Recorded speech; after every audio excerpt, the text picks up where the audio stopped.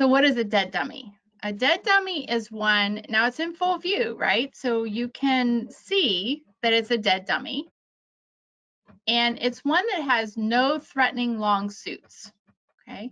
No shortness that declare could be trumping losers in if you're in a suit contract. No long suit that can be running, whether you're in no trump or in a suit contract. It's just there.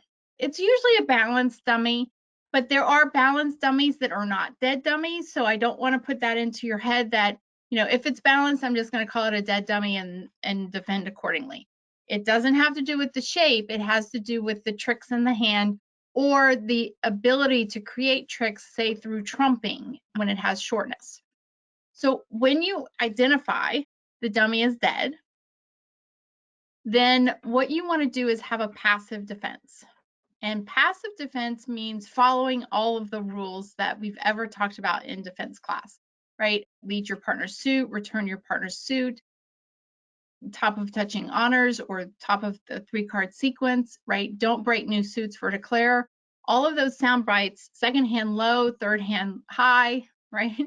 That's passive defense. And what defenders are looking for are safe exit cards, a card that they can lead that puts declare back on lead for declare to play the hand, right? And that goes along with don't break a new suit for declare. Well, sometimes you get into a situation where you can't play the suit you were leading, right, on your opening lead. This is in the middle of the hand after we can see dummy. And you can no longer lead that suit or no longer want to lead that suit, and you do have to switch, right?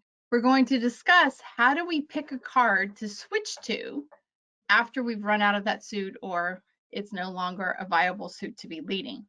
Now let's look at our example here. Contract is 4 hearts. So hearts are trump.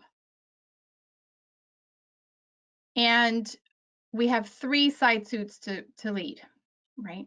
Now this is after the dummy's down. We are talking opening lead, although opening lead has the same idea. When you have 3 side suits that are too dangerous to lead, fall back on an opening lead of a trump, right? Let's say we're in the middle of the hand, the dummy has come up, and we are now looking at a dead dummy, and we have these suits to switch to.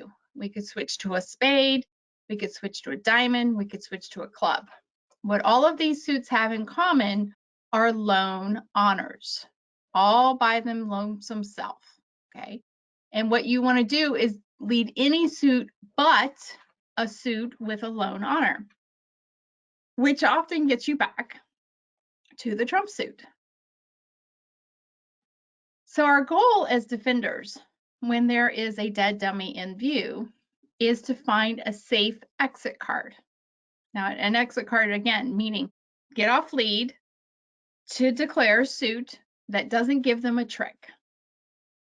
The problem with leading from lone honors is by leading low, leading the 5 of spades here, or leading the 4 of diamonds here, or leading the 3 of clubs here. By leading low, we oftentimes give up a trick that declare wasn't entitled to, right? So we're trying to find a suit that we can lead safely, that's why it's called a safe exit card, to exit out of our hand as defender and put declare on lead. And that makes declare play these suits in which the defender holds the lone honors.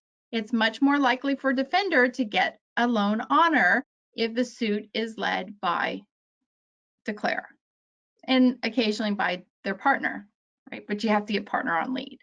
So the mindset is, how do I get off lead without giving declare a trick they're not entitled to? That's the safe part. And big idea, number 1, is you don't want to lead from suits that have lone honors.